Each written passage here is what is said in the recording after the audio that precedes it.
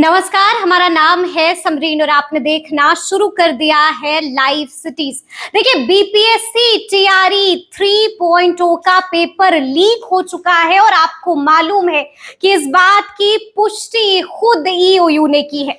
लेकिन आपने देखा है कि बीते दिन बीपीएससी ने भी एक बड़ा प्रेस रिलीज जारी किया है और उस प्रेस रिलीज में बीपीएससी ने साफ साफ ये बातें कही हैं कि जब तक उसे ठोस सबूत नहीं मिलता है, जब तक उसे पुख्ता सबूत नहीं मिलता है, तब तक परीक्षा रद्द नहीं की जाएगी।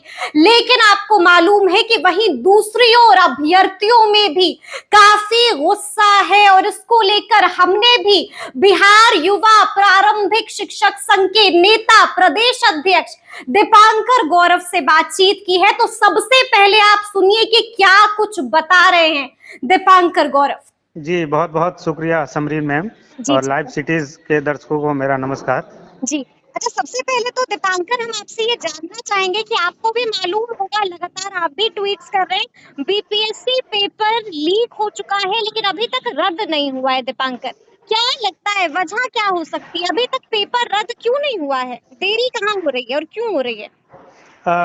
हम लोग जो प्रेस रिलीज बीपीएससी ने कल जारी किया था उसको हम लोगों ने पढ़ा और बीपीएससी का साफ तौर पर मानना है कि ये जो पेपर लीक की बातें हैं उसके पुख्ता सबूत बीपीएससी को अभी तक मुहैया नहीं हुआ है। और यदि पुख्ता सबूत बीपीएससी को मुहैया होगा तो उसके बाद बीपीएससी की परीक्षा रद्द या उससे संबंधित अग्रेतर कार्रवाई की जाएगी।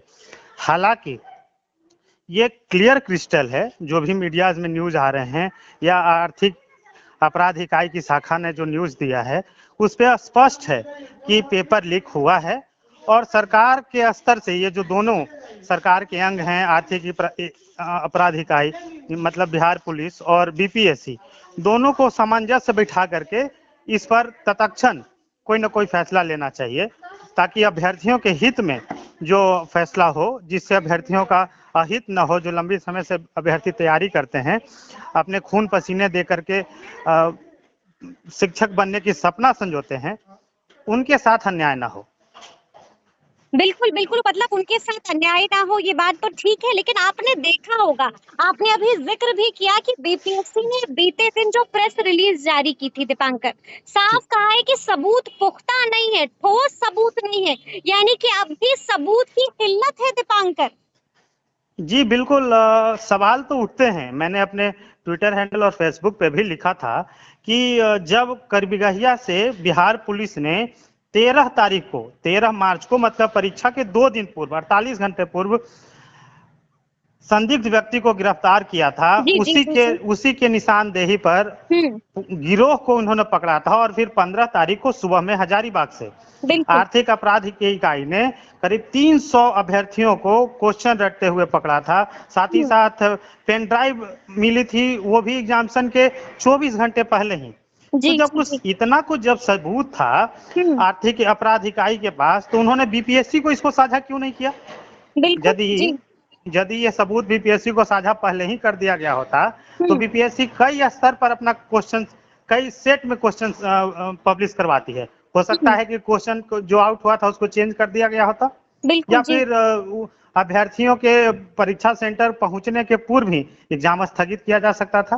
तो कहीं ना कहीं ये कोऑर्डिनेशन की कमी यहाँ दिख रही है कि बिहार पुलिस और बीपीएससी दोनों यदि समय रहते सचेत होकर करके कोऑर्डिनेट कर करके रखती तो इतना बड़ा स्कैम हो जाने से बच जाता और अभ्यर्थियों का कीमती समय बर्बाद होने से बच जाता। बिल्कुल बिल्कुल। अच्छा, ये भी बात समझ में नहीं आ रही है दीपांकर, आपने देखा है कि बीपीएससी टीआरई 1.0 और बीपीएससी टीआरई 2.0 बहुत स्मूथली हो गया था, यानी कि बहुत साफ सुथरे तरीके से हो गया था। लेकिन ये जो तमाम बखेड़ा है वो बीपीएससी टीआरई 3.0 के बाद कैसे हो गया? कहाँ पर चूक हो गई, कहाँ पर गलती रह गई, क्या लगता है आपको? ये तो जांच का विषय है मैम कि कहां से क्वेश्चन लीक आउट हुए और जो भी इसमें जिन लोगों की संलिप्तता है उनको तत्क्षण बिहार पुलिस को या फिर स्पेशल टीम जो गठित हुई है एसआईटी, उसको तत्क्षण डिटेन करना चाहिए। लेकिन हाँ, अभ्यर्थी आज टीआरई 1 और टीआरई 2 कि जिस तरीके से पारदर्शिता के साथ रिजल्ट निकला था, तो अतुल प्रसाद सर को आज अभ्यर्थी याद कर रहे हैं, उनको बिल्कुल, मिस कर रहे मैंने हैं। आपका भी ट्वीट देखा और आपने साफ-साफ उस ट्वीट में लिखा है कि अतुल सर आज फिर से याद आ रहे हैं। हम वजह जानना चाहेंगे, क्यों एक बार फिर से अभ्यर्थी की ज़बान पर अतुल प्रसाद का नाम आ रहा है?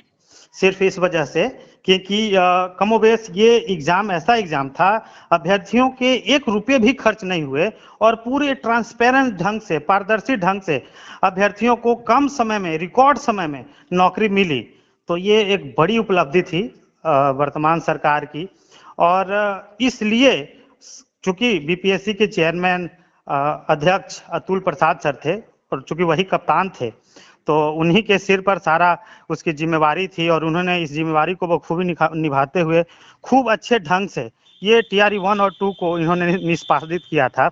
और टीआरई 3 के आते ही इस तरीके की बातें सामने आ गई, बिल्कुल, तो बिल्कुल, जी। लोग उनको बेबस याद कर रहे हैं और उनको हुँ, सम्मान के साथ जी। फिर से सोच रहे हैं कि ऐसा अधिकारी बीपीएससी को फिर से मिले, जो हुँ। इनके जो बताए रास्ते हैं, इनके द्वारा जो बनाए रास्ते हैं, उन पर अमल हो सके। बिल्कुल। अच्छा दीपांकर, लगातार आपसे भी अभ्यर्थी संपर्क में रहते हैं, क्या कुछ बताया है? क्या मामले में कोई और बड़ा अपडेट सामने आया है दीपांकर? अ, हर तरीके से जिले के अभ्यर्थी पूर्व में भी एग्जामिनेशन के पूर्व में भी हमारे से संपर्क में थे और अभी भी संपर्क में हैं। बिल्कुल, बिल्कुल, अपडेट ये जी। सब अभ्यर्थी यही चाह रहे हैं हुँ, कि ये एग्जामिनेशन रद्द हो, क्योंकि जब क्वेश्चन लीक आउट होता है तो जी। कट ऑफ काफ़ी आगे हो जाते हैं, जिससे मेरिटोरियस स्टूडेंट, पढ़ने वाले स्टूडेंट, तैयारी करने वाले स्टूडेंट मार हुँ, खा जाते हैं। मार खा और जाते जो हैं, बिल्कुल। जो स्कॉलर के द्वारा या अन्य तरीके से पैसे दे करके क्वेश्चन जिनको प्राप्त हो जाता है, उनकी हुँ, नौकरी हुँ, हो जाती है और जो जी। प्रतिभावान छात्र हैं, मेहनती छात्र हैं, वे बैठे रह जाते हैं। तो ऐसे ऐसे मामलों में अभ्यर्थी हुँ, हमारे साथ हैं और सब लोग ये डिमांड कर रहे हैं कि चूंकि क्वेश्चन लीक आउट हुआ है, एकदम क्लियर क्रिस्टल है, तो जी, जी, जी। सरकार को तत्क्षण माननीय मुख्यमंत्री को इसमें हस्तक्षेप करके, मैं हुँ, मांग भी करता हूं कि इसमें हुँ, तुरंत हस्तक्षेप हो करके माननीय मुख्यमंत्री जी, आप युवाओं के हैं और नौकरी हितैषी हैं, ईमानदारी आपकी पहचान है और जी, इसको तत्क्षण आप रद्द करें और फिर से अभ्यर्थियों के हित में जी। आप फैसला लें। फैसला ले, लेकिन इस बारे में एक और अपडेट ये आई है कि आईएएस के पाठक भी काफ़ी एक्टिव हो गए हैं इस पूरे मामले को लेकर। जी, के पाठक सर वास्तव में शिक्षा विभाग में अभी नाज़ीर बने हुए हैं और मुझे लगता है कि जब तक वो रहेंगे, तो इस तरीके की कैसे हुई चूँकि ये शिक्षा विभाग का मसला है, बीपीएससी इसमें एग्ज़ामिनेशन ले रही है। तो ज़रूर के पाठक सर अपने स्तर से भी जितना संभव हो पाएगा इसमें इन्वॉल्व होंगे और अभ्यर्थियों के हित में अच्छा करेंगे।